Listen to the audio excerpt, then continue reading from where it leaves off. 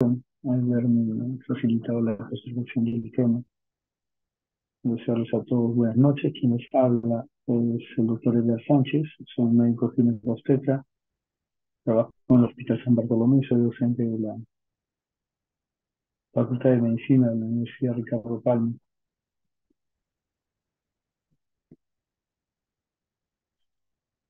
Los objetivos de la presente disertación es aclarar definición, los factores de riesgo, predicción y prevención, evaluación, manejo del parto pretérmino, tocólisis y manipulación pulmonar. Como ustedes conocen, en la gestación se divide en embarazo pretérmino, a término y postérmino. En el pretérmino, según la COF, se divide en temprano y tardío, embarazo a término, temprano, completo, tardío, y postérmino, ustedes saben que más de 42 semanas. Nos vamos a enfocar en lo que es un embarazo pretérmino. Como les mencioné, esa es una clasificación de la ACOF, del Colegio Mexicano de Ginecobstetras. La definición de parto pretérmino es aquel que ocurre más allá de las 20 semanas, pero antes de las 37 semanas, antes de completar las 37 semanas de embarazo. Se considera la COF para establecer un parto pretérmino, o algunos también mencionan prematuro. Son contracciones regulares acompañadas de cambios en el cuello, como son borramiento y dilatación cervical. Estas contracciones regulares tienen de provocar una dilatación del cuello de al menos 2 centímetros, para mencionar que estamos ante un parto pretérmino.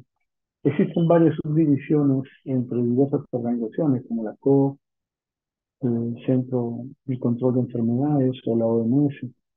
Ya les mencioné que la CO considera pretérmino tardío cuando son de 34 a 36 semanas con 6 días. La CS agrega esto a los menores de 34 semanas como pretérminos tempranos, y la OMS hace una división más extrema, como aquellos menores de 28 semanas como extremadamente prematuros, a los 28 y menos de 32 semanas como muy prematuros, y a los que están de las 32 a las 36 semanas con 6 días como prematuros moderados y tardíos.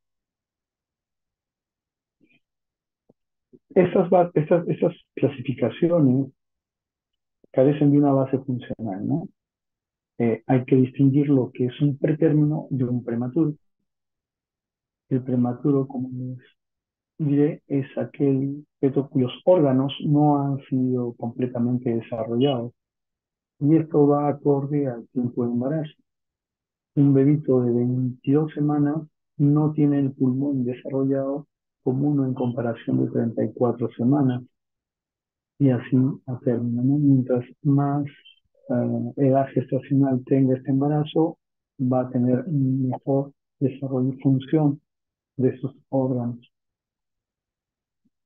Los recién nacidos al término también pueden ser definidos como grandes, adecuados o pequeños. Lo que, perdón, el peso al nacer está dividido, por ejemplo, en bajo peso al nacer, cuando están entre el rango de 1500 y 2500, muy bajo peso al nacer de 1000 a 1500, y el peso extremadamente bajo por debajo de los 1000 gramos. Aquí ustedes pueden ver consideraciones o toda la clasificación de los pretérminos como periviable, que es menores de 25 semanas, el pretérmino extremo menor de 28, muy prematuro de 28 a 31 con 6 días, moderado temprano de 32 a 33 con 6 séptimos, y el tardío. El término, hay diferentes definiciones para considerar qué es un aborto, ¿no? Hay algunas que consideran como un punto límite las 20 semanas y otras que consideran las 22 semanas. Cualquiera de los dos puntos de corte están observados acá en esta diapositiva, y a partir de ellos, que antes de las 37 semanas se considera pretérmino. quiere decir hasta las 36 semanas con 6 días. ¿Qué es una amenaza de parto pretérmino? Amenaza es algo que está por ocurrir, ¿no? No es que ya se haya dado. Entonces, una amenaza de parto pretérmino se caracteriza por contracciones dolorosas que producen cambios cervicales. Obviamente, eso no constituye un trabajo de parto pretérmino. Las contracciones tienen una frecuencia de 20 minutos, pueden tener una duración de 30 segundos y pueden mantenerse con esa frecuencia y duración hasta el lapso de una hora. Pueden causar cambios cervicales que no exceden el borramiento del 50% y la dilatación tiende a llegar hasta 1 centímetro de dilatación. Las tasas de nacimiento pretérmino,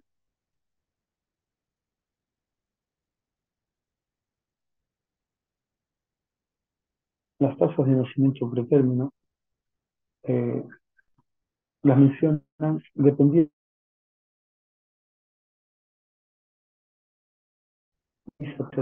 donde se han hecho mayores trabajos de esto es en los Estados Unidos, una tasa de nacimiento pretérmino alrededor del 10%. Pero ese 10% para ellos pues, ha aumentado en comparación de un año al otro. En 2018 fue en 10,02 y en lo que es en 2019 es 20.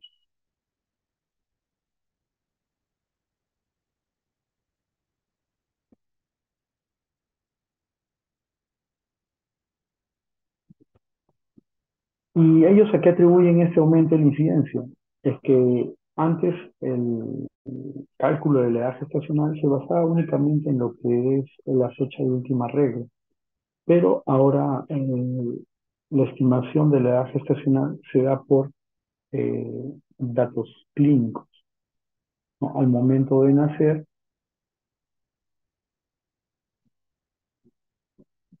se le, se le coloca una edad gestacional a este bebé, ¿no? Eh, Lamentablemente los datos que existen en la actualidad no separan los nacimientos pretérminos espontáneos de aquellos que han sido debido a la intervención médica. La frecuencia mayor de partos prematuros se ve en la población negra que en la raza blanca o latinos y consideran que la tasa de Estados Unidos es similar a la nuestra, ¿no? Por un 10%, y en general en América Latina es un poco baja y en Europa es un 6%. Los nacimientos también deben de analizarse por separado de lo que son los embarazos múltiples, ya que un embarazo múltiple va a tener una mayor probabilidad de acabar antes del término, ¿no? Ya por indicación médica. El problema de los embarazos pretérminos es esta prematuridad, ¿no? Como les mencioné, la prematuridad eh, es la razón por la cual estos bebés, al tener un desarrollo orgánico menor, pueden tener mayor probabilidad de desarrollar morbilidad severa, 75% mayor probabilidad de tener muerte neonatal, y esto va en relación de la edad gestacional en la cual se produce el parto. No es lo mismo tener un parto antes de las 28 semanas que tener un parto pretérmino entre las 34 y 36 semanas. También hay morbilidad a largo plazo. Los bebitos que nacen pretérminos pueden desarrollar problemas a futuro. Su desarrollo cognitivo se va a ver disminuido, incluso su desarrollo físico y la posibilidad de desarrollar enfermedades crónicas a futuro, también de complicaciones neurológicas, lo que conlleva la prematuridad para los servicios de sanidad de los diferentes estados son los altos costos en su manejo y tratamiento, ¿no? Eh, un equipo ventilación, por lo general, para poder proveer a estos bebitos una adecuada ventilación, así como unas que los mantengan calientes. Esos equipos, además del ambiente, la infraestructura adecuada y obviamente el tener personal calificado, demanda un gasto. Y generalmente la prematuridad es una importante causa de internamiento durante el embarazo, ¿no? El parto pretérmino, la amenaza del parto pretérmino, etcétera.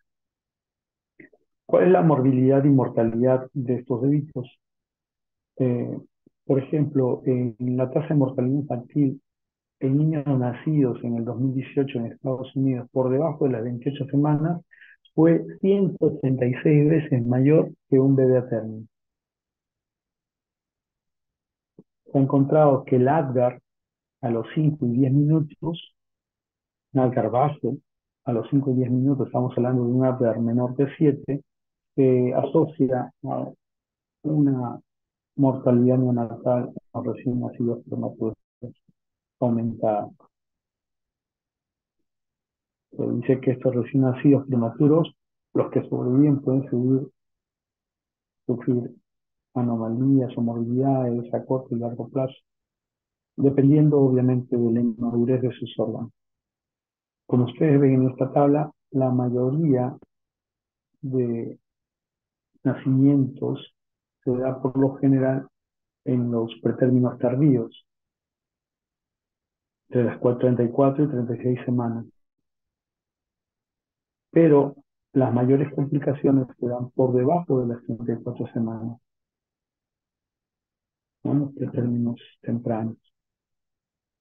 Y de estos, ¿no? Los muy prematuros son por lo general los afectados.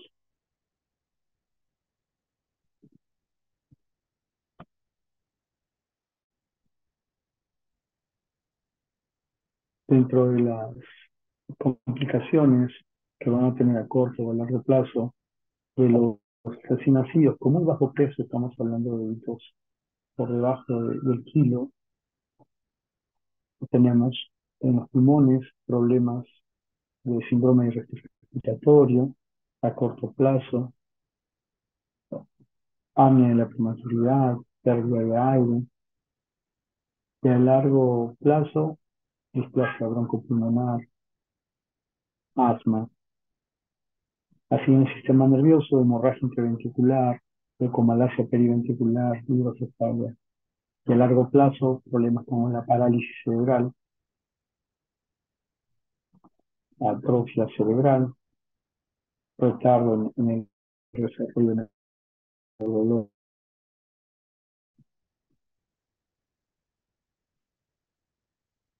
Ustedes podrán entender que estos bebitos, justamente por estas patologías, demandan en su atención.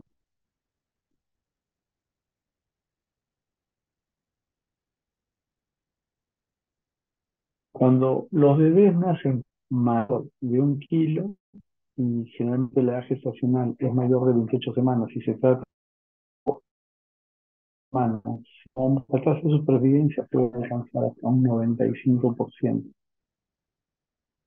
Hay nuevos conceptos en cuanto al umbral de viabilidad, ya que antes lo que solamente por el peso nacía un bebito, ya sea este bebito que tenía 24 semanas, pero pesaba menos de 500 gramos, se lo clasificaban como abortos. Como ustedes han visto, los pesos pueden variar, ¿no? Un bebito puede tener un menor peso, ser pequeño para ser gestacional, y ese peso a las 24 semanas puede caer por debajo de los 500 gramos.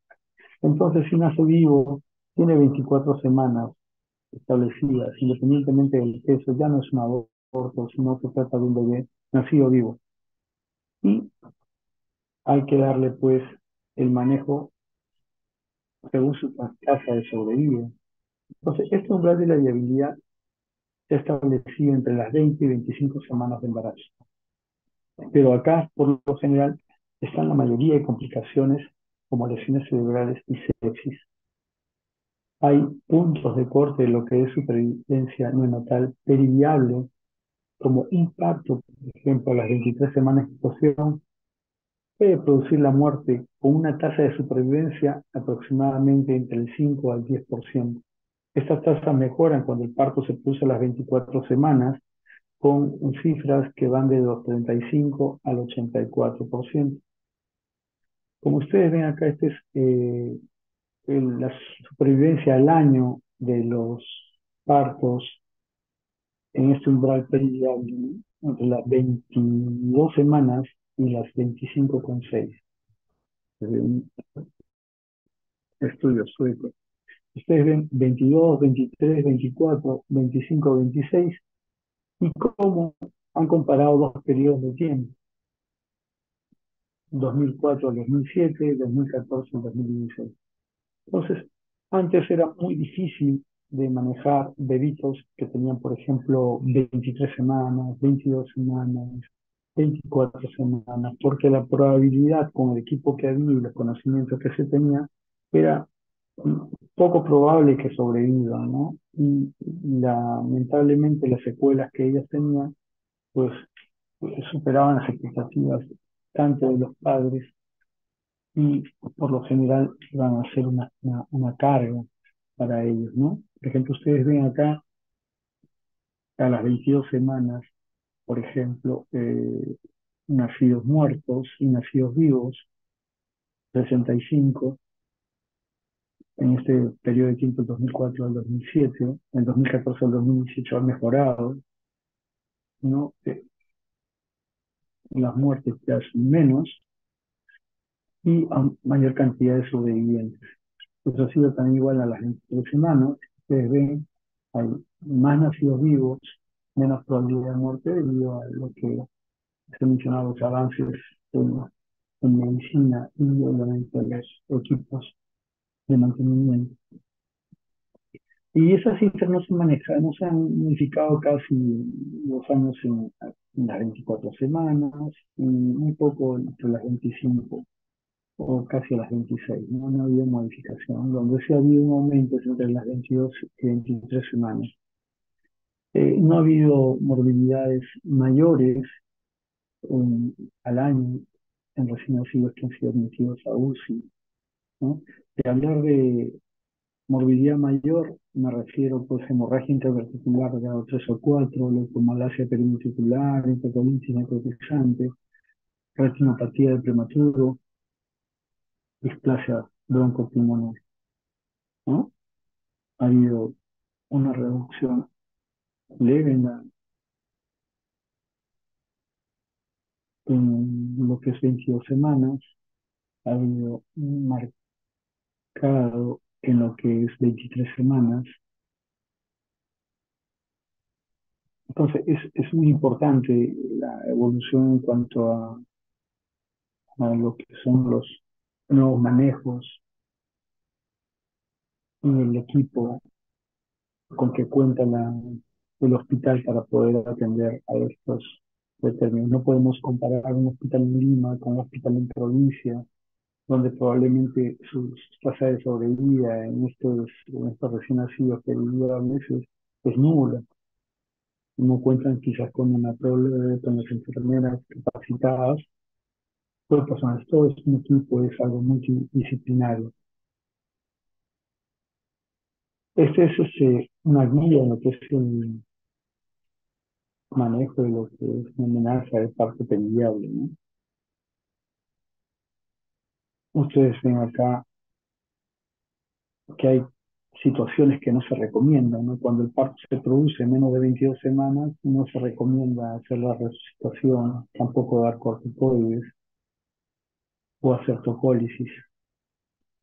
Si está con membranas rotas, se podría considerar antibióticos, pero no es algo que se recomiende, ¿no? En cambio, sí, las medidas son recomendadas cuando la edad gestacional es a partir de 24 semanas, ¿no?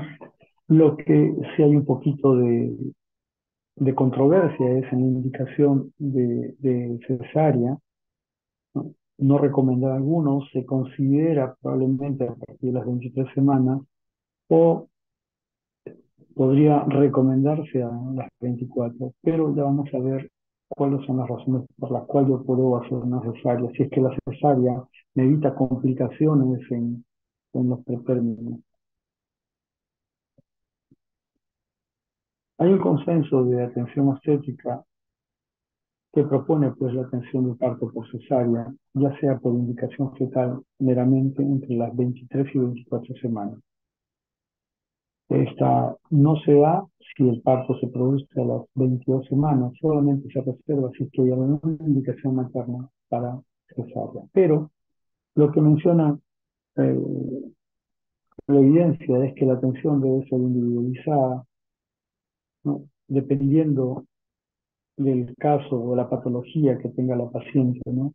Es muy diferente hablar de una paciente completamente sana que está cursando con un parto pretérmino o alguna paciente que tenga alguna patología asociada que esté con un parto pretérmino. Eh, en pacientes que son sometidas a cesárea, el 20% de ellas puede tener una morbilidad grave. El detalle es de que la incisión que se hace en el útero, por lo general, no es una cesárea segmentaria, como ustedes quizás han visto en sus prácticas, sino es una incisión corporal clásica. Es un útero pequeño, va a salir un fetito de más o menos 25, 28 centímetros, ¿no? Entonces, eso le trae morbilidad a la paciente a futuro, mayor posibilidad de sangrado, y siendo una cirugía en trabajo de parto, probablemente hasta infección. El equipo multidisciplinario debe estar conformado con profesionales de la obstetricia, como son el ginecobstetra, neonatólogos, capellanía para apoyo a la familia y especialistas en salud mental para la mujer. En el caso de parto por término tardío, estamos hablando entre las 34 y 36 semanas, el 80% de estos trabajos de partos han sido de forma espontánea o asociado a lo que es rotura prematura de membrana. 20% fueron debido a otras complicaciones obstétricas. O sea, quiere decir que probablemente tuvieron una preeclampsia o alguna patología eh, cuya manejo era perdón, culminar la gestación antes de término. Las tasas de morbilidad y mortalidad son mayores que las de un parto a término. Y tanto así la mortalidad neonatal y aquellos resultados neurológicos están aumentados en estos bebés prematuros tardíos. Por lo que el hecho de nacer entre las 34 y 36 semanas no significa que son los bebitos menos importantes que aquellos que son o que han nacido antes de las 34 semanas o mucho más de aquellos de las que han nacido antes de las 28 semanas. Como ustedes ven, los pretérminos tardíos son el grueso de partos y el porcentaje menor son de aquellos bebitos que nacen antes de las 28 semanas.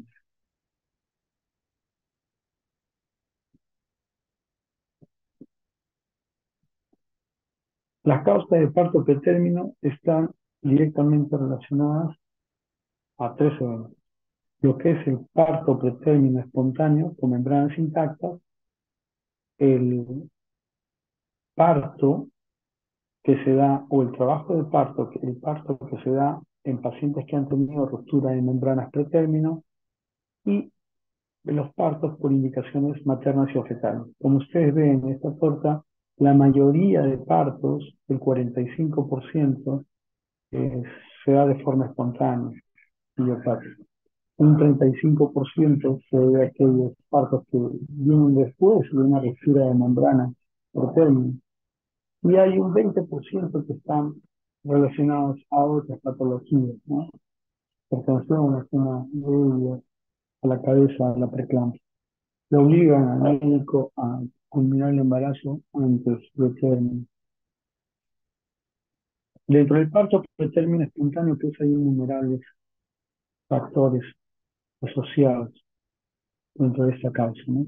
Los más importantes son distensión uterina, un estrés materno fetal, infección, disfunción o enfermedades del cuello uterino. La sobredistensión uterina que se ve en embarazos gemelares o en polidramios va a producir un estrés mecánico en el endometrio y eso va a activar una cascada endocrina que lleva una respuesta inflamatoria y a producir contracción. También lo que es la infección cervical se ve mayormente en aquellas pacientes que tienen una infección por el estreptococo de grupo B, que producen una enzima que se llama hialuronidasa, que degrada el hialurano que se encuentra en las membranas del cuello y reduce la competencia mecánica de esto. También puede haber mutaciones genéticas en lo que son los componentes del cuello, como el colágeno y fibras elásticas, y eso es un factor de riesgo para la insuficiencia cervical y un parto prematuro subsecuente. La infección intramiótica se ha planteado como una causa de parto pretérmino espontáneo. La vía por qué ocurre esto se plantean tres rutas. La transplacentaria, ¿no? Una infección generalizada materna que a través de la placenta llega pues, a las membranas amnióticas, entonces, a través de las trompas, o una vía ascendente que es la más frecuente, ¿no? Donde las bacterias que han producido endotoxinas van a hacer que las células amnióticas produzcan ciertas citoquinas y estas citoquinas van a actuar en las membranas o produciendo, estimulando la producción de prostaglandinas y esto va reblandeciendo este cuello para un parto pretérmino. Hay otra causa en lo que es el parto pretérmino espontáneo, que es la respuesta inflamatoria, ¿no? Aquí esa respuesta en lo que es la patogénesis parece que está inducido por infecciones.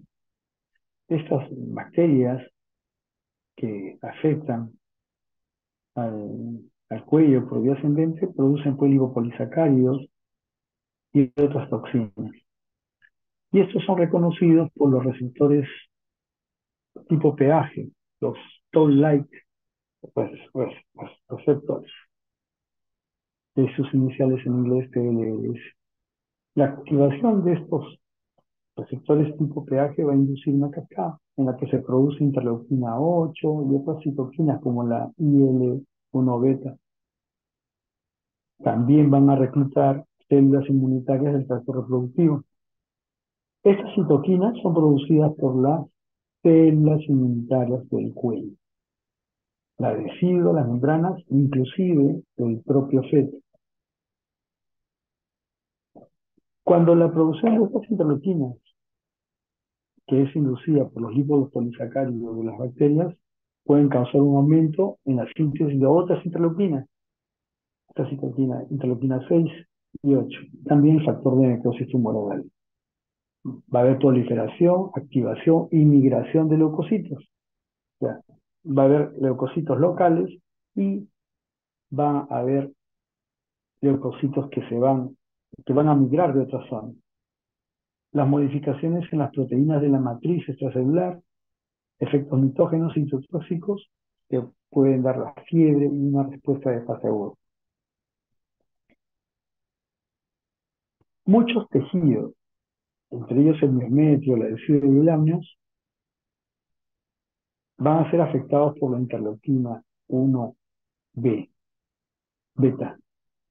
Y esto va a hacer que en esos lugares se produzca la formación de prostaglandinas. Y como les mencioné hace un momento, va a inducir la maduración cervical y se pierde la estructura miometrial. Hay también proteasas como la matriz de metaloproteinasas que son inducidas por las citoquinas inflamatorias. Y estas descomponen el colágeno y las fibras elásticas del cerebro, ¿no? También de las membranas fetales. ¿De dónde vienen estas citoquinas? Hay citoquinas que son uterinas, ¿no? Y otras que provienen pues de adentro de lo que es la placenta y las membranas ovulares. Las citoquinas que vienen de la zona uterina, de lo que es la decidua y el miometrio, van a producir parto prematuro. Estos, estas citoquinas van a provenir pues, de los leucocitos, por lo general los leucocitos que están acá, no de los importados. Justamente lo que les decía, hay citoquinas que están en el líquido amniótico, que son secretados por fabricitos no nucleares y no ayudados, que se han reclutado solamente en el líquido amniótico. Y estos pues, no tienen su acción en lo que es el cuello. ¿De qué depende la cantidad de interleucina 1 beta? Del número de leucocitos reclutados, del estado de activación de estos leucocitos y de los efectos de la tasa de secreción en el líquido amniótico. Otro concepto que se debe manejar en lo que es el parto pretérmino espontáneo es sobre la microbiota. Ustedes deben saber qué es microbiota y microbioma. El microbioma cambia.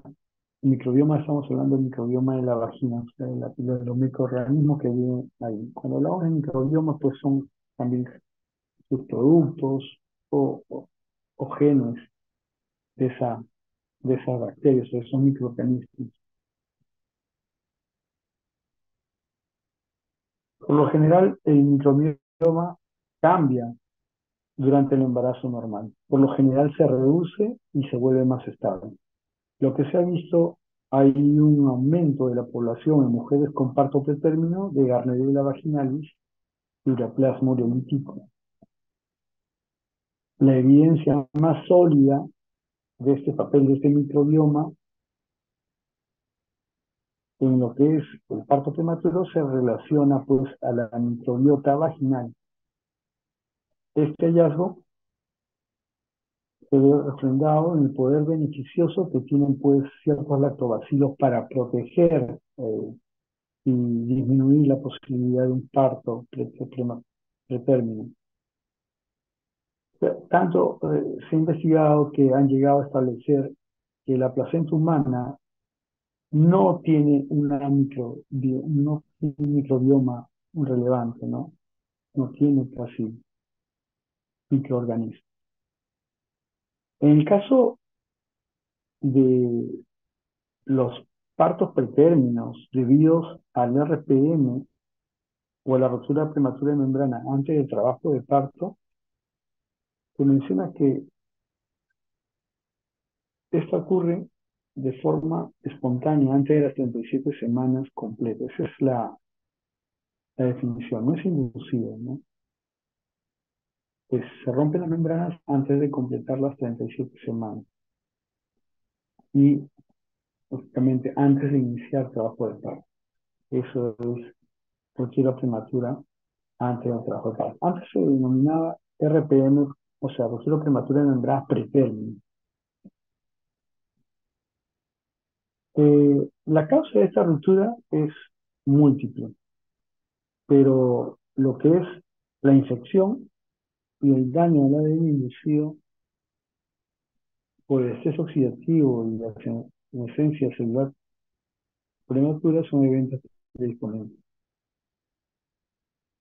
Los factores de riesgo son los mismos que los embarazos a término: nivel socioeconómico bajo, índice de masa corporal bajo, deficiencias nutricionales, tabaquismo severo, fumar más de 15 cigarrillos por día. Las mujeres que han tenido ruptura prematura de membranas antes del trabajo de parto pueden tener el riesgo de que esto se repita en embarazos subsiguientes. Y en cuanto a la causa infecciosa de esta ruptura de membranas, todo eso menciona que se ha hallado en los cultivos de líquido amniótico En un tercio o en el 33% de los casos de ruptura prematura de membrana antes del trabajo de parto. Hay cambios moleculares, hay mayor grado de apoptosis en el amnios de pacientes que han tenido ruptura prematura de membrana.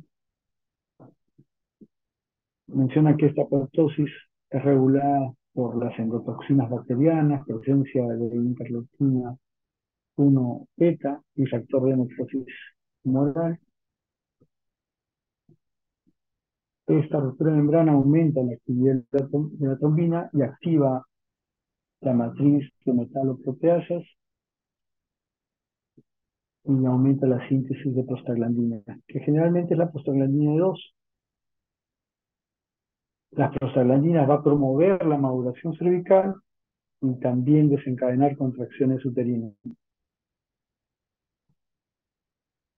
Va a haber mayor concentración de matriz de metaloproteasas y van a degradar o descomponer lo que es el colágeno. El colágeno, como ustedes saben, forma parte de las capas del amnios y el corio, y al degradar este colágeno se va a producir pues, la ruptura de membrana. Eh, Se menciona que el parto prematuro y la ruptura prematura de membrana siguen pues vías fisiológicas distintas, pero comparten el mecanismo inflamatorio como un mecanismo común. En cuanto a lo que es el estrés materno, entiéndase que estrés materno es una condición que perturba tanto el funcionamiento fisiológico como el psicológico de un individuo, ¿no? La discriminación racial se ha visto asociada a lo que es partos pretérminos, ya que esto genera un mal funcionamiento psicológico, tanto el estrés infantil, la depresión, pues síndrome de estrés postraumático. Han habido, por ejemplo, series que estudiaron a los recién nacidos en lugares de posguerra, la Segunda Guerra Mundial, donde los bebitos que nacían en esas condiciones, pues aparte de ser prematuro, tenían muy bajo peso al nacer. También se ha visto mujeres afectadas por violencia de pareja. Se activa un eje importante que es un eje endocrino presentable suprarrenal. Hay aumento de estrógenos, disminución de testosterona y se desencadena lo que es un parto pretérmino. También otro mecanismo, la senescencia celular prematura, como envejecimiento de células fetales y decidua, que va a precipitar la liberación de o activación de oxitocina, la que va a llevar a contracciones y probablemente un parto pretérmino.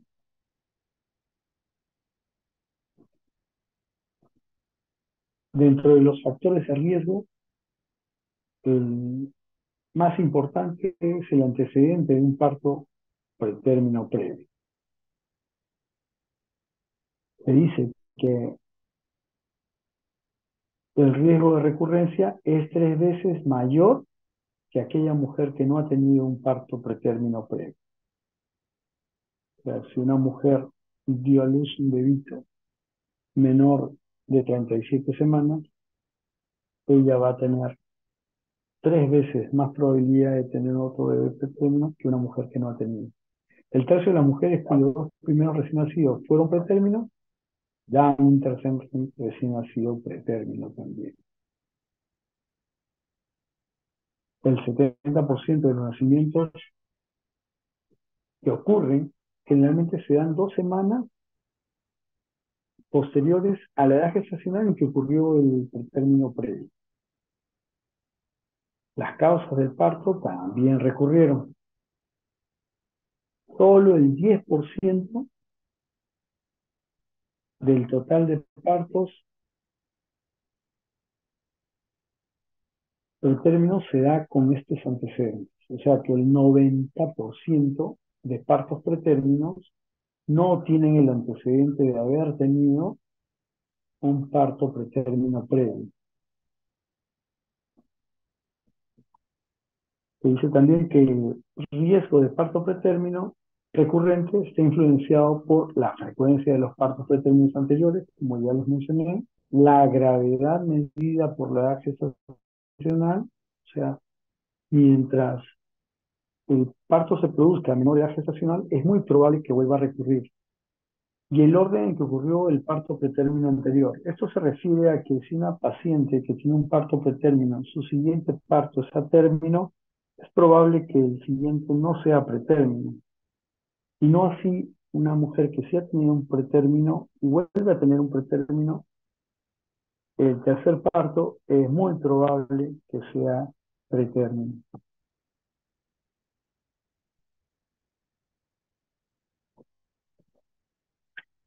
Hay factores de riesgo, o sea, a lo que es el embarazo, como la amenaza de aborto, que es más que todo una relación de asociación. Mencionan que este asocia parto pretérmino, desprendimiento prematuro de placenta o pérdida del embarazo antes de las 24 semanas. Las formaciones congénitas, en estas malformaciones congénitas podemos diferenciar en la formación congénita de la madre, ¿no? O sea, una formación del útero, que es un útero que no se puede distinguir y que puede asociarse a un parto pretérmino, o malformaciones del feto, aquellas incompatibles con la vida, en las cuales probablemente se haya decidido realizar un aborto por la incompatibilidad con la vida, etcétera. Y también mencionan lo que es el embarazo múltiple como una causa de parto pretérmino. La mayoría de ellos se relaciona pues, con un término ya antes de que las 37 semanas. El estilo de vida, en cuanto al peso materno, todo el extremo, el muy bajo peso, la obesidad, la edad materna, siempre los extremos están relacionados con lo que es el riesgo de tener un parto pretérmino, la pobreza, estatura baja, deficiencia de ciertas vitaminas, el tabaquismo, o una ganancia ponderal durante el embarazo no adecuada o el uso de drogas puede conllevar a un aumento en el riesgo de parto pretérmino. En cuanto al trabajo y la actividad física, se ha visto que el trabajo, un trabajo intenso, rudo, con horario nocturno y que es muy pesado, podría probablemente conllevar un mayor riesgo de parto pretérmino. En cambio, por otro lado, lo que es el ejercicio, en pacientes que no tienen patología, es seguro y no está asociado a un parto pretérmino. También menciona que la actividad física podría reducir lo que es el riesgo de parto pretérmino. Hay factores genéticos, se ha visto familias donde con frecuencia hay una recurrencia de parto pretérmino, tanto la mamá, la hermana, es un factor que hay que tenerlo en cuenta cuando estamos haciendo el control prenatal, si es que la paciente tiene familiares que han tenido parto pretérmino. Se ha determinado variantes comunes en los genes cuando se ha hecho estudios de genoma, como son estos tres, disculpen, que están asociados a un parto pretérmino. Ah, se ha considerado por tiempo lo que es la enfermedad periodontal, de ellas la gingivitis como una inflamación anaerobia crónica muy frecuente en nuestra población. Por eso que los controles prenatales llevan una revisión en oncología, pero los estudios actuales no lo consideran como una causa o un factor de riesgo para parto pretérmino. Igual, el periodo intragenésico corto, el que una paciente pues tenga un hijo en un periodo menor de 18 meses, no significa que vaya a tener un parto pretérmino. Lo que sí se ha visto es que en aquellas mujeres que han tenido un parto pretérmino previo, ese periodo intergenésico corto podría ser un factor de riesgo para que nuevamente vuelva a tener un parto pretérmino. En cuanto a la infección como factor de riesgo, eh, la evidencia demuestra que la profilaxis antibiótica no está recomendada de rutina para prevenir un parto pretérmino. Eh, Se ha creído muchas veces, por ejemplo, la fase bacteriana, cuántas veces nos han enseñado, probablemente ustedes, que es un causal de parto pretérmino, de ruptura de membranas, etcétera. Lo que se ha encontrado en pacientes en las que se ha tratado esta vaginosis bacteriana, no se ha visto pues, que el tratamiento haya sido efectivo para evitar parto prematuro. O sea, aquellas pacientes que han recibido seguimiento y se les ha dado un tratamiento con diferentes antibióticos, pues la tasa de prematuros no se ha visto disminuida, ¿no? Se ha mantenido igual.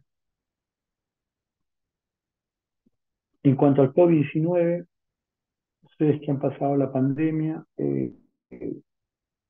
cuando inició esta, pues hubo un incremento en lo que es la tasa de nacimientos eh, pretérmino en las pacientes que tenían COVID. Y esto se debió básicamente a un desconocimiento de lo que podía hacer esta enfermedad con eh, el feto, ¿no? Entonces hubo un incremento incluso en las tasas de parto por cesárea, y más que todo con el supuesto de que el COVID podría causar daño al recién nacido. Todos los datos que se obtuvieron fueron pues obviamente debido a cesáreas que fueron necesarias.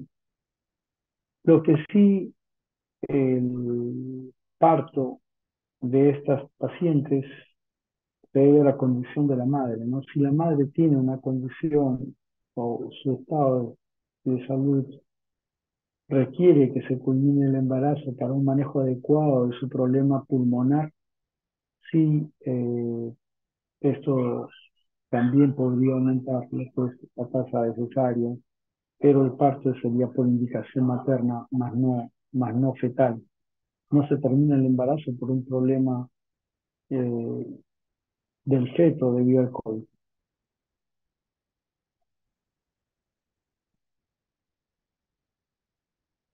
Ustedes en esta tabla, que es el génesis, ¿no? El antecedente de parto pretérmino previo generalmente va a producir pues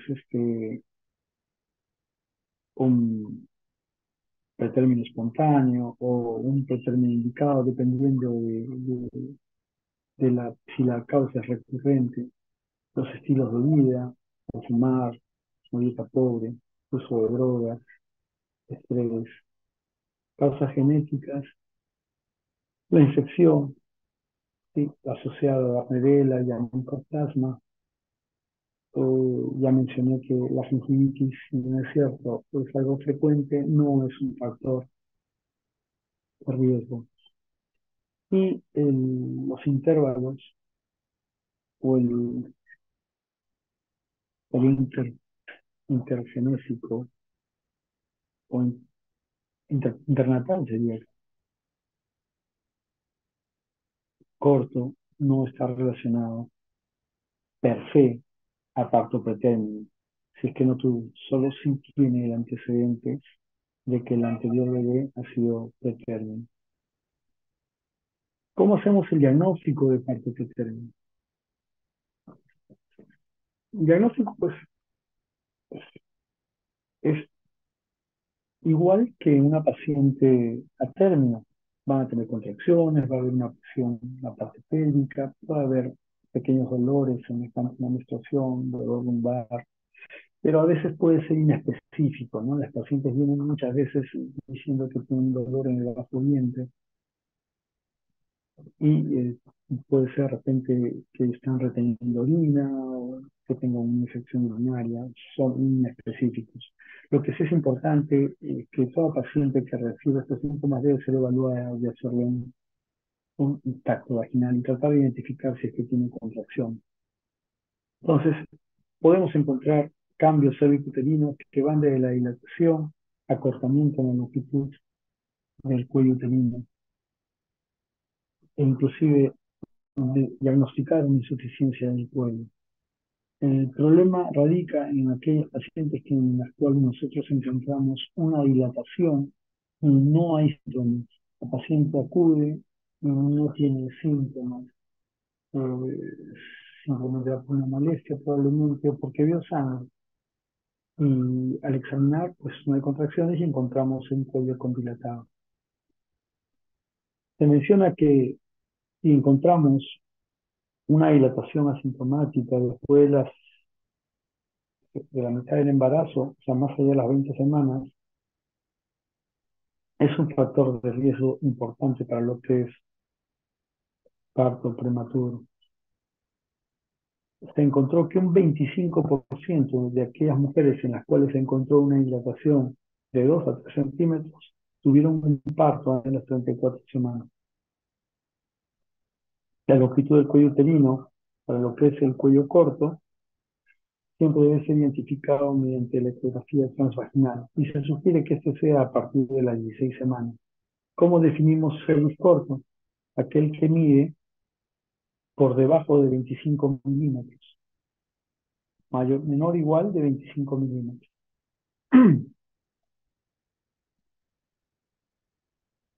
Se podría hacer también para el diagnóstico de una vigilancia uterina ambulatoria. En algunos lugares que cuentan con equipos portátiles se entregan a las pacientes un monitor cardiotocográfico.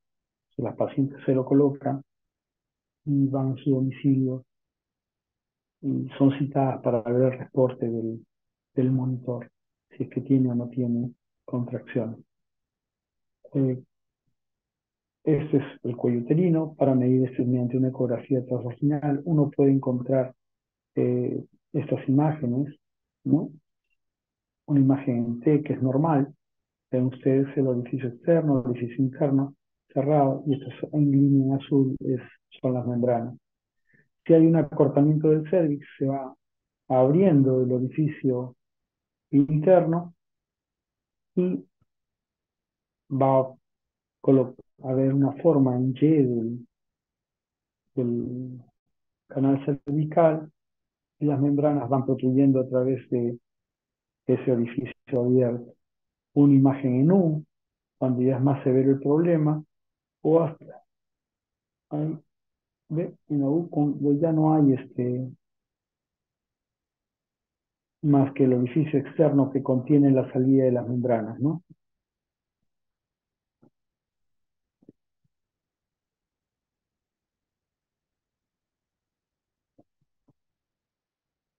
Esta es una figura donde ustedes pueden ver la longitud del cuello en las X en la línea de las X y en las Y lo que es el riesgo, porcentaje de riesgo. Mientras más corto sea el cervix, hay mayor riesgo de parto prematuro, ¿no? Ven ustedes acá la línea azul, formación en embudo más antecedente de parto prematuro previo. Cuando el cervix es más corto, el riesgo es mayor. Con formación de embudo solamente, sin antecedente, el que le sigue, el antecedente de parto prematuro previo y tener solamente el dato de la longitud del cuello. Con eso es importante relacionar los datos obtenidos en la medición con la presencia de un embudo o el antecedente de parto prematuro antes de las 34 semanas. También hacemos uso para el diagnóstico de biomarcadores. No solamente pues los síntomas van a predecir un parto pretérmino. Entonces, como les dije, muchas pacientes que tienen esos síntomas llegan y no tienen pues un parto pretérmino a los días. Y lo importante de estos biomarcadores es, como ustedes ven acá, no es la sensibilidad ni su valor predictivo positivo, sino el valor predictivo negativo. O sea, la probabilidad de que no ocurra nada.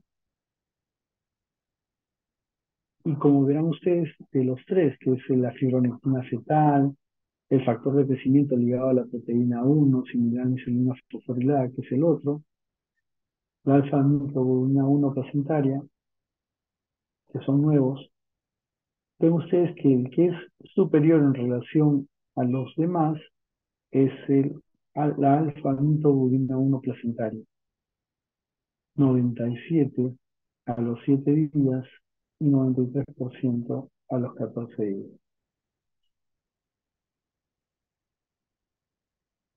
Pero estas pruebas por sí solas, pues, no sirven, no se realizan de rutina.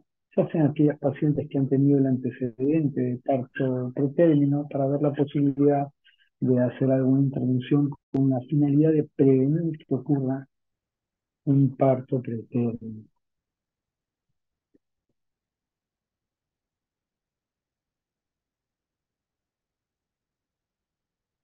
Justamente, el parto pretérmino es el gran objetivo que tiene todo personal de salud, ¿no? Es a lo que apunta cada institución. Es más, es un problema de salud debido al costo. Entonces, ah, también es complejo porque existe un gran debate en todas las estrategias conocidas. Por ejemplo, en lo que es el cerclaje cervical, que se indica cuando hay un antecedente de pérdida recurrente de embarazo en el segundo trimestre, con presencia de insuficiencia audicial cervical interna. En aquellas pacientes que han tenido abortos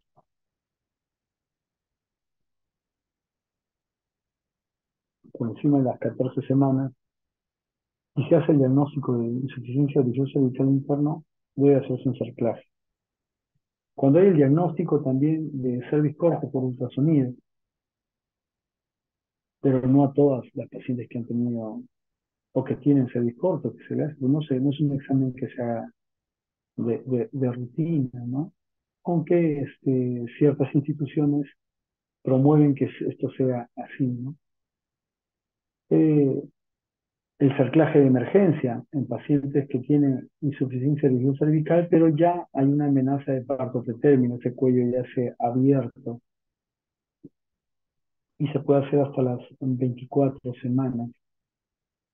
Por ejemplo, la COG concluye que las mujeres que tienen un embarazo único y han tenido un embarazo pretérmino previo, cuya longitud cervical es menor de 25 milímetros y su edad gestacional menor de 24 semanas, se puede considerar o bien un ciclaje o bien dar progesterona vaginal, ¿no?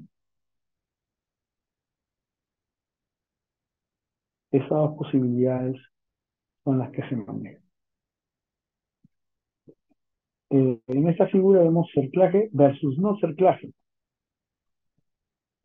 en pacientes con parto protérmino recurrente y con una longitud cervical menor de 25 milímetros, ¿no? Y como ustedes ven en todos los estudios, la mayoría es que mejoran, ¿no? Algunos no, como este de RAS o TO, pero la mayoría menciona que sí, evidentemente mejoran, ¿no? Colocar el cerclaje en ese tipo de pacientes.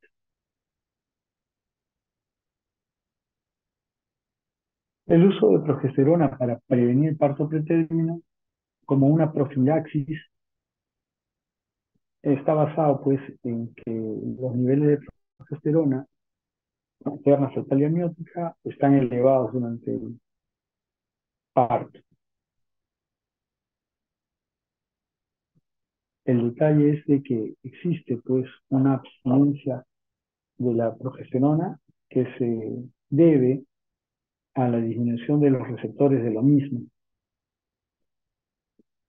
Entonces, menos receptores se puede desencadenar lo que es parto preterno. Han estudiado infinidad de progestágenos. Uno de ellos es el que ha sido uno que todavía, si no me equivoco, sigue aprobado por la FDA, que es el caproato de 17 hidroxiprogesterona. Y también se han probado progesteronas vías vaginales.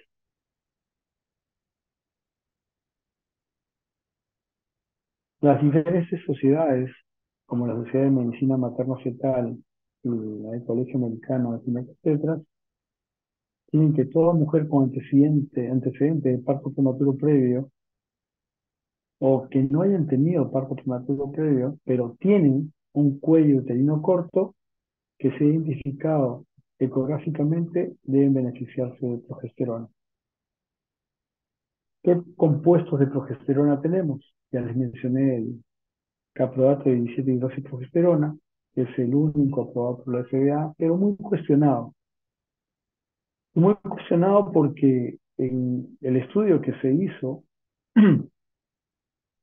para probarlo, había una recurrencia de parto pretérmino del 36% frente al placebo de 55%. El estudio fue un estudio mal diseñado donde se vio que las pacientes que tenían el antecedente de más de 2 partos pretérminos previos estaban en el placebo. 41% en el placebo y 28% en aquellas que dieron caproato de hidroxiprogesterona. La dosis que se eligió, que son 250 miligramos intramuscular, fue hecha de forma empírica. Y para rematar, el producto que tenía la marca Makena, pues era muy caro. Aún así, el medicamento fue aprobado. Puntos en contra es que el metabolismo es desconocido. Se cree que va a pasar por un sistema enzimático PYP3A, cuya inhibición de este sistema o una insuficiencia hepática puede producir pues una alteración en el medicamento. La afinidad por los receptores de estrógeno es solo del 30%. La vida media del medicamento, 16 días, y ha sido encontrada en el líquido amniótico y feto 44 días después de su administración. Debido a toda esa controversia se hizo un estudio, el estudio Prolong, y se determinó que carece de eficacia para prevenir parto preterno. O sea, para la prevención carecía de eficacia según este estudio. Pese a ello, tanto el American College de Ginecobstetra como la Sociedad de Medicina Materno-Fetal respaldaron el uso, siguen respaldando el uso del caproato de 17 progesterona, pero solo en mujeres con embarazos únicos que han tenido partos pretérminos recurrentes. Estos son los resultados del estudio Prolong. Y ustedes ven parto pretérmino menor de 35 semanas. ¿Ven? No hay variación. 11.5%. Espontáneo, similar. Menos de 35 semanas. Menos de 32 semanas, igual. Dar caproato, hidroxiprogesterona o no dar nada, pues va lo mismo. No hubo mayor diferencia. ¿Sí?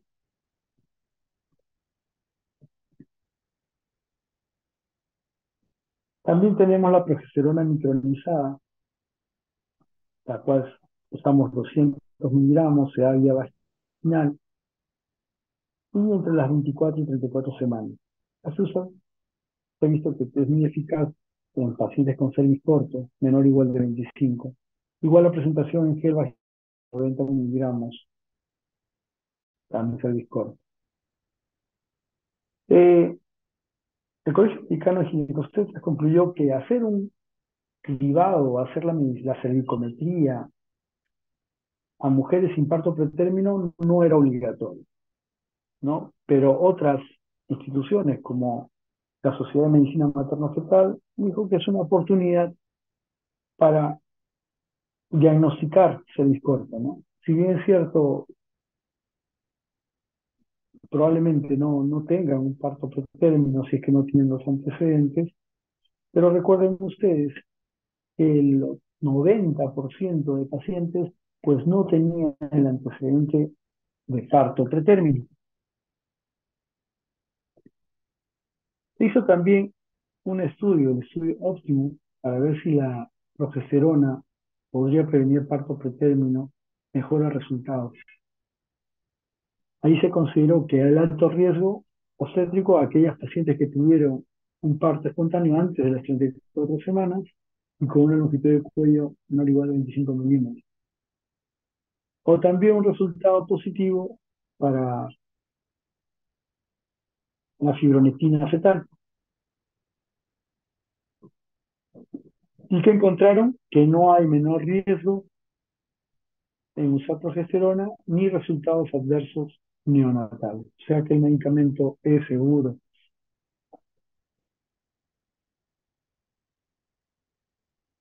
Estos son diferentes estudios que evalúan los diferentes compuestos de progesterona que se dan para prevenir parto pretérmino.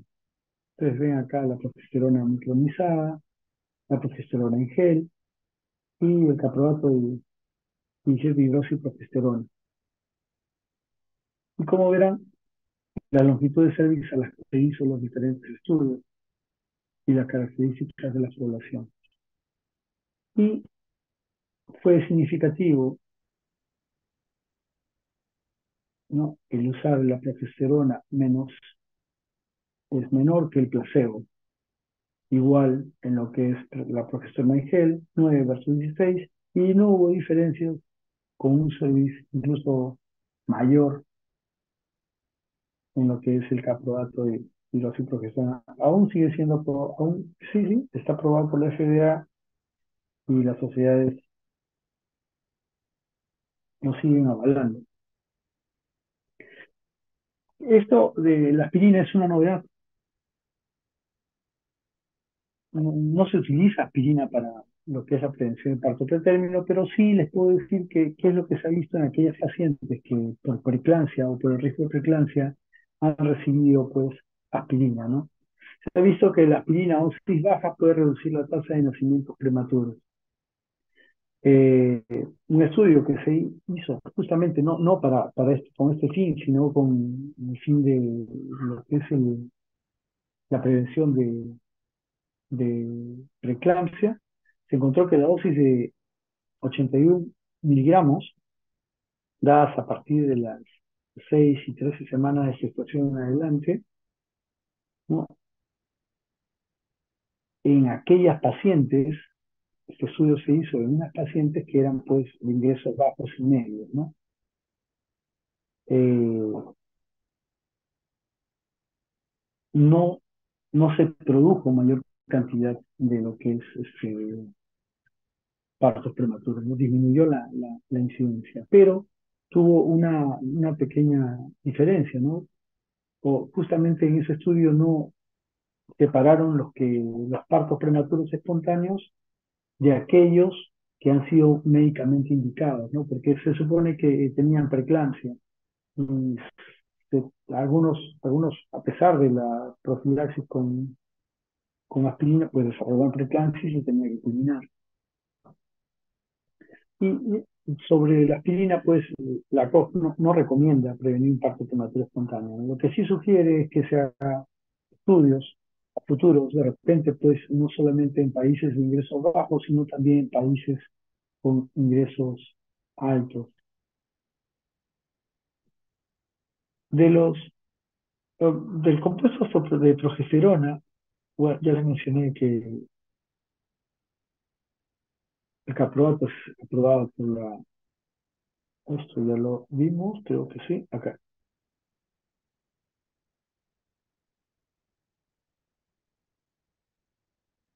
Ya, entonces acabamos con lo que es la prevención y nos vamos a lo que es manejo de la ruptura prematura de membranas antes del parto pretérmino. Mencionar el periodo de latencia.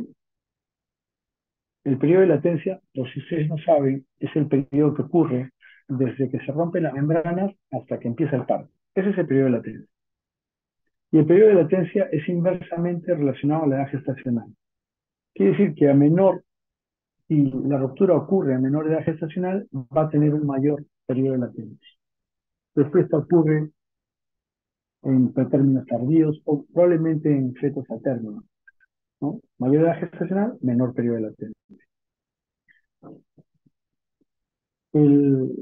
A estas pacientes pues se las hospitaliza, ¿no? Se realiza ecografías para dar el tiempo, ver la cantidad de líquido, hacer un perfil físico, se hace su monitoreo fetal para ver cómo está la reactividad y se hace una vigilancia clínica de la infección, ¿no? Estas pacientes tienen que estar con su control de funciones vitales frecuentes para detectar pues la presencia de fiebre. La presencia de fiebre no va a decir que está haciendo probablemente una coriomielitis. Hay tipos de manejo, el manejo activo versus el expectante. En las pacientes que son menores de 34 semanas se recomienda el manejo expectante. Obviamente si es que el feto está bien y no hay evidencia de infección, ¿no? Si el feto está bien y no tiene evidencia de infección, se sigue con el manejo expectante. Y el manejo activo, por lo general, es en pacientes que son por términos tardíos, de 34 hasta antes de las 37 semanas, aunque algunas instituciones consideran hacer el manejo expectante también para ganar más tiempo. Si es una paciente que no tiene una patología que amerite terminar el embarazo, se podría, ¿no?, hacer el manejo expectante para que gane más tiempo ese bebé, considerando pues los riesgos que puede tener este embarazo, ¿no? Porque como podría tener una infección coriomiótica. Para evitar eso, pues damos antibióticos. El, más sobre lo que es el periodo, perdón, de latencia, que es que pues no se asoció a una mayor incidencia de daño neurológico, ¿no? O sea, aquellos fetos que tenían un mayor periodo de latencia, el daño neurológico no iba por la permanencia de ese embarazo, ¿no? O seguir con el embarazo. Sí hay tasas elevadas de lo que es hipoplasia pulmonar en aquellas roturas de membranas que ocurren antes de las 24 semanas. El, el líquido amniótico es importante para mantener la distensión de los alvéolos, ¿no? Ustedes saben que el feto traga y respira líquido amniótico. Y ese líquido amniótico tiene la misión de impedir que los alvéolos pulmonares se colapsen. Um, Se puede hacer un manejo temprano de estas pacientes, el oligoamnio en fetos de embarazos de 24 semanas o más tempranos puede estar sujeto a deformidades debidas a la compresión uterina, ¿no? Es un feto que no tiene pues ese, esa posibilidad de poder moverse o tener un espacio por el líquido amniótico, ¿no? No hay líquido, el líquido que produce se pierde, así que ese bebito pues va a estar en todo momento, desde muy temprano, comprimido por el útero. Hay que vigilar la corionitis, eh, se considera ella si la temperatura es mayor de 38 grados centígrados, aunque Ahora pues hay una nueva clasificación, eh, le han cambiado el nombre a la, a la corionitis, le han puesto infección e inflamación intraamniótica, o sea, la triple I. Ustedes de repente han escuchado a sus maestros hablar de la triple I, algunos hablan corionitis o triple I y es lo mismo, pero la definición y los conceptos de a qué se considera infección o inflamación intraamniótica, pues han cambiado y pasan por la temperatura. El diagnóstico para sospechar del triple I es cuando la temperatura materna es de 39 grados, solamente. O si la temperatura materna está en los 38 y 38,9 y presenta un factor de riesgo adicional como múltiples exámenes vitales, líquido teñido de meconio,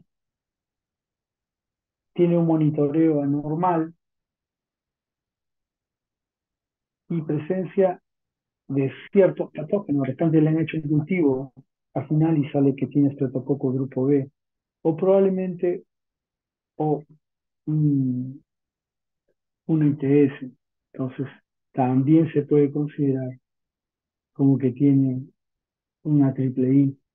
O si la fiebre materna aislada entre 38 y 38,9 y factores de riesgo presentes y con o sin elevación persistente de la temperatura. Eso se considera fiebre materna aislada. O sea, esto no es triple I.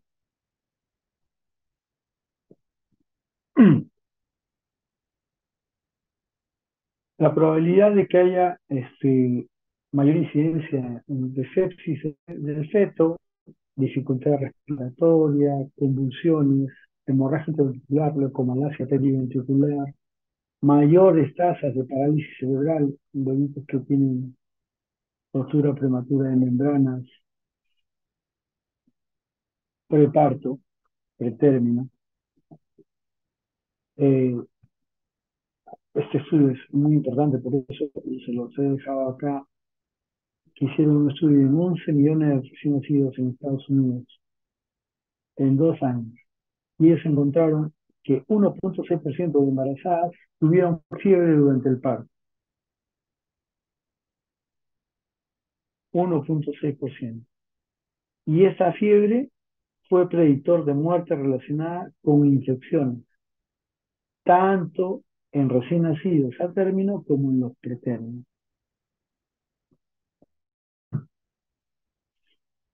La terapia antimicrobiana ha sido estudiada grandemente. Hay muchos estudios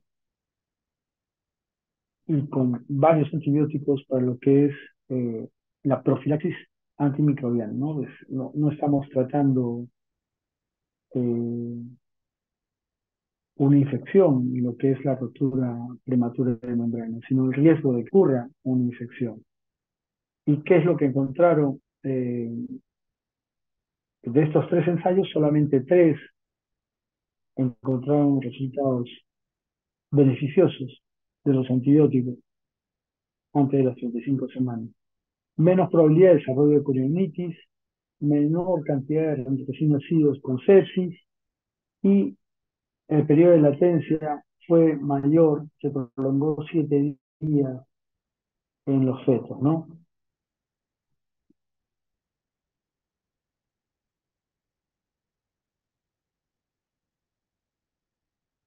En cuanto a lo que es el uso de corticoides, el corticoide se usa para la maduración pulmonar y también sistémica, ¿no? Que consiste en administrar un único ciclo entre las 24 y 34 semanas. Y el curso puede darse con 2 corticoides, la betametasona y la dexametasona. Cuando usamos betametasona, son 2 dosis separadas por 24 horas, cada una de ellas con 12 miligramos de betametasona. Y cuando usamos la dexametasona, son 4 dosis separadas por cada 12 horas cada una de 6 miligramos, ambas por vía intramuscular. ¿Qué es lo que se ha visto con los corticoides? Eh, Había hace poco, hace años, o algunos ginecólogos aún lo siguen usando, la corriente de usar corticoides en aquellos embarazos pretérminos tardíos, como de 34 y 36 semanas. Y lo que se ha visto en contra es que hay probabilidad de hipoglicemia neonatal y eso puede conllevar a un retraso en el desarrollo a futuro, pero sí favorece o hay menor probabilidad de que los fetos desarrollen taquimia transitoria. Aún así, no se recomienda dar un curso de lo que es corticoides pasa las 34 semanas. Hay otras corrientes que dicen repetir el curso o solamente un curso. O sea, dar varias dosis de corticoides o solamente un curso. Y que se vio que repetir curso no es favorable, ¿no? No hay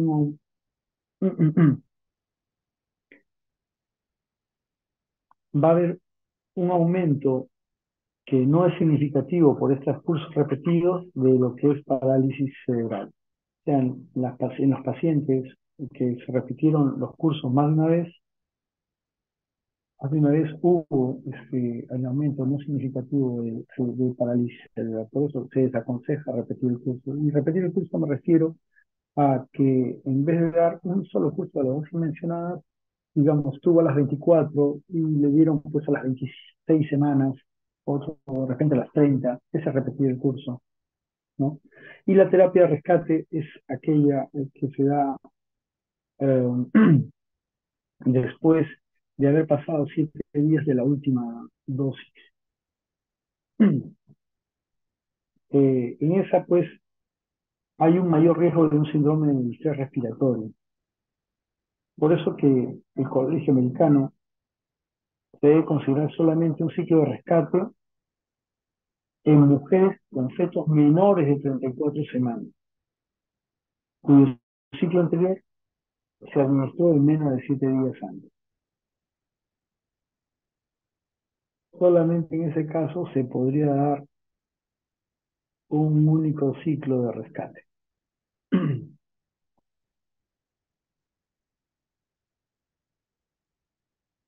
Este es el manejo que se hace entre la ruptura prematura de membranas. Si ocurre a las 37 semanas, parto, se puede dar ampicilina para profilaxis contra el estreptococo bruto beta-hemolítico y si tiene una infección intramniótica, tratamiento. 34 o 36 semanas, se puede optar por manejo expectante o el parto. Se considera único curso de corticoides si es que no tiene corticoides previos, no hay corionitis, menos de 7 días anticipados en el tercer parto. Esto, como les mencioné, era una sugerencia antigua de dar. Ya queda a criterio médico. Lo que sí está establecido es dar entre las 24 y 33 semanas, ¿no? Esta sí es la indicación avalada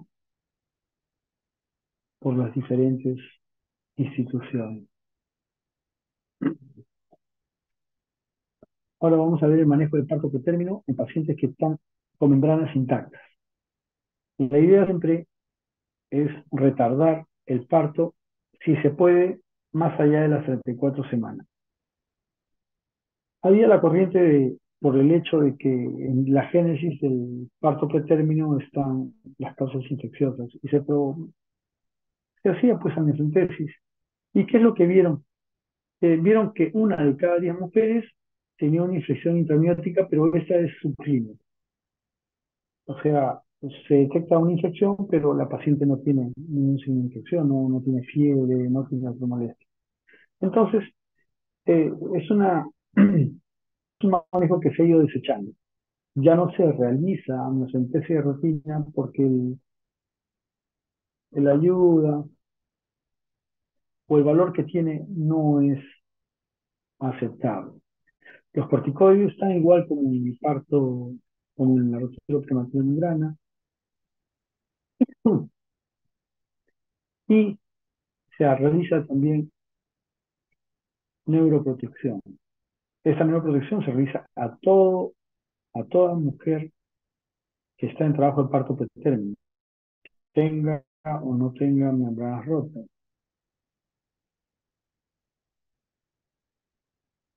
Los beneficios del sulfato de magnesio se han visto reflejados en estudios bien.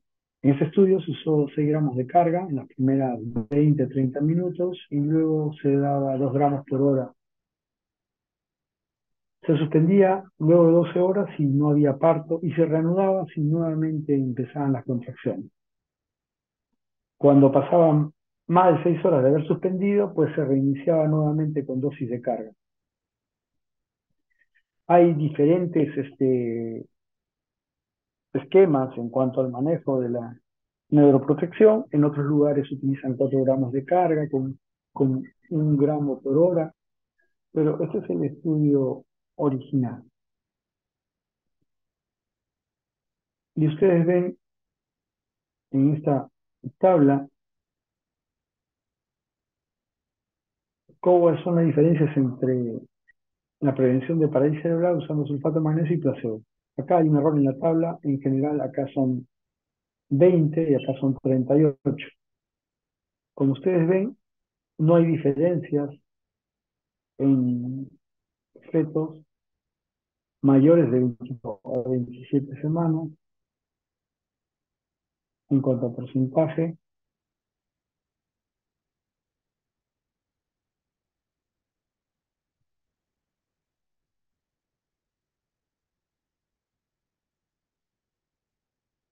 Sí, pero sí hay en aquellos menores de 28 a 31,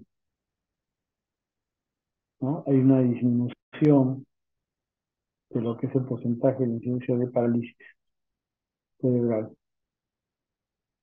Cuando englobamos a todos los pretérminos, pues es 1,9, ¿no? Cuando los desmembramos, vemos que en aquellos menores de 27, pues no hay diferencia.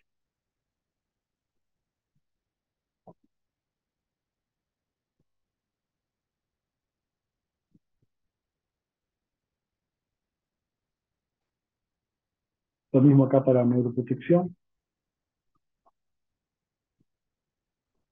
Sulfato de magnesio no se recomienda a las 22,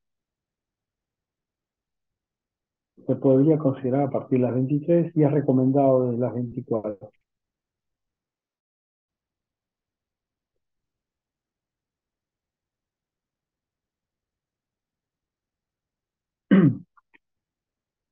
Cuando hay membranas intactas, pues el tratamiento antibiótico no reduce las tasas de nacimiento prematuro.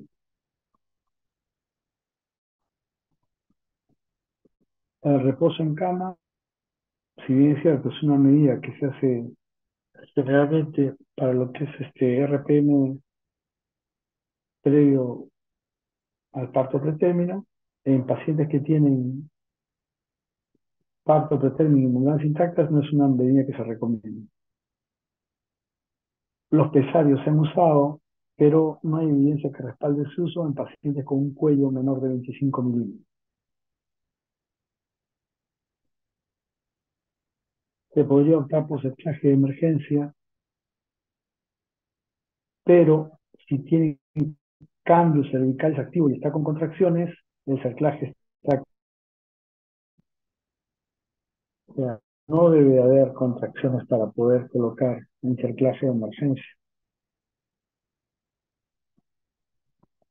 Y se puede realizar tocólisis, así esté dilatado, se utiliza con menos de 3 centímetros la tocólisis para ganar tiempo en que si esta paciente se encuentra en un establecimiento de primer nivel o menos, pueda llegar a un establecimiento donde le brinden a ese niño la atención adecuada y obviamente la colocación de corticoides. Hay varios medicamentos, tenemos agonistas receptores beta adrenérgicos, ritodrina, terbutalina, eh, que son recomendadas, pero para un periodo de tiempo, porque los efectos adversos de estos medicamentos eh, son graves, son graves para el mindset. Se ha visto un efecto de tocolítico del sulfato de magnesio, pero este podría producir fracturas en los fetos expuestos, y es que se usa por más de 5 a 7 días. También usamos inhibidores de la prostaglandina como la indometacina, pero no más allá de las 32 semanas, porque tiene la posibilidad de causar oligoamios y también el cierre del ductus arterioso.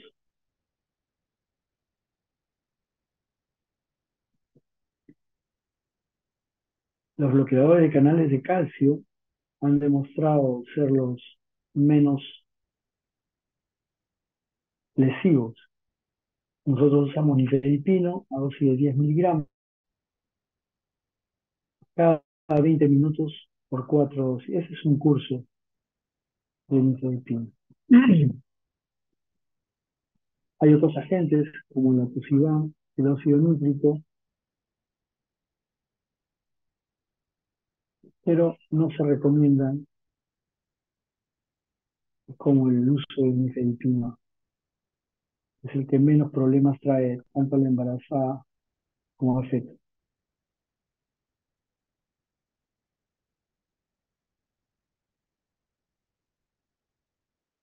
Acá están los bloqueadores de canal de calcio, el nifedipino se encuentra acá, cefalea, hipotensión, edema de pulmón, raros, no hay efectos adversos en el feto, receptores antagonistas de la oxitocina como el atosiban, puede pasar a la placenta, betamiméticos, ricodrina, probutalina, isobutamol, taquicardia, artritis, hipoglicemia neonatal, sulfato de magnesio, sedación, disminuye la variabilidad fetal, depresión respiratoria, inhibidores de fosfatidina, cierre del ductus arterioso, oligoamios.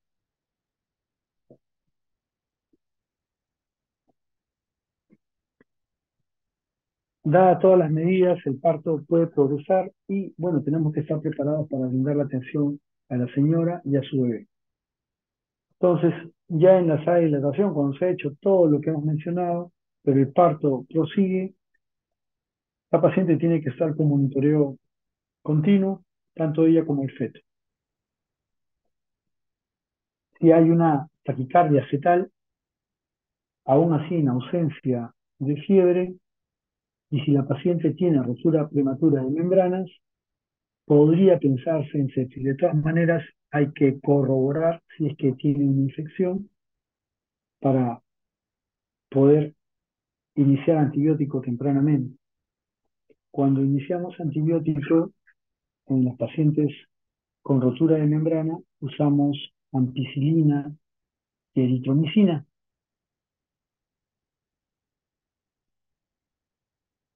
Se dan estas por 48 a 72 horas parenteral y luego vía oral. Lamentablemente en nuestro medio la eritromicina no existe en vía parenteral, así que damos todo oral. ¿Qué se ha visto con ello? Disminuir la probabilidad de infecciones por estreptococo grupo B, para eso damos la ampicilina, y a la vez se ha visto una disminución en la existencia de poliomielitis o más adelante endometritis postparto.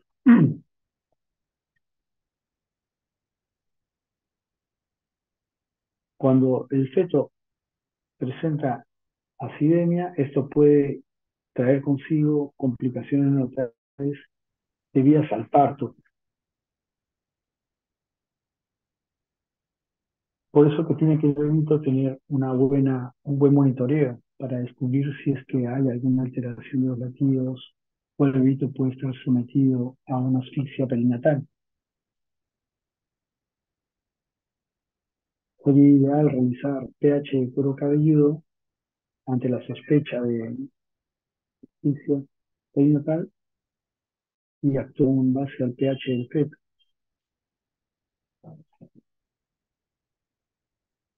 Ya mencionamos lo del estreptococo del grupo B. En la atención del parto, si el feto está encefálico, siempre se favorece la vía vaginal. Hay una controversia en lo que es realización de episiotomía. Si el bebito ya pasó por el canal del parto, no habría razón de realizar una episiotomía, porque la causa de hemorragia intraventricular no se debe a un trauma, sino a un problema de asfixia, ¿no? No está entonces indicado hacer una episiotomía de rutina o un parto con forceps.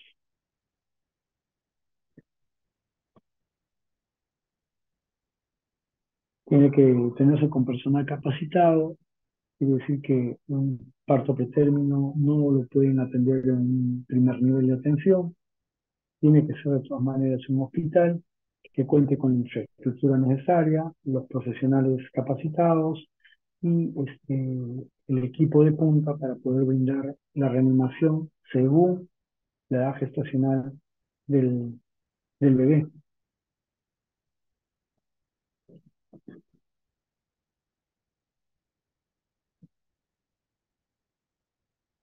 Acá lo que les comenté, recién nacidos pretérminos presentaban sangrado de la matriz intracraneal y podía extenderse una hemorragia intracraneal, pero el parto por cesárea no evita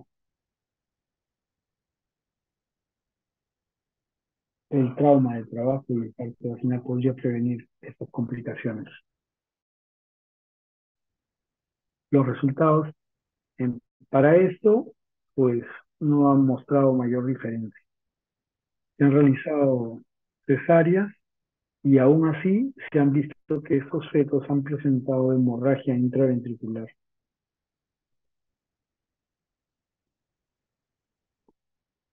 Por esa razón que la cesárea solamente se realiza en caso de que hubiera alguna indicación obstétrica. Muy bien, muchas gracias.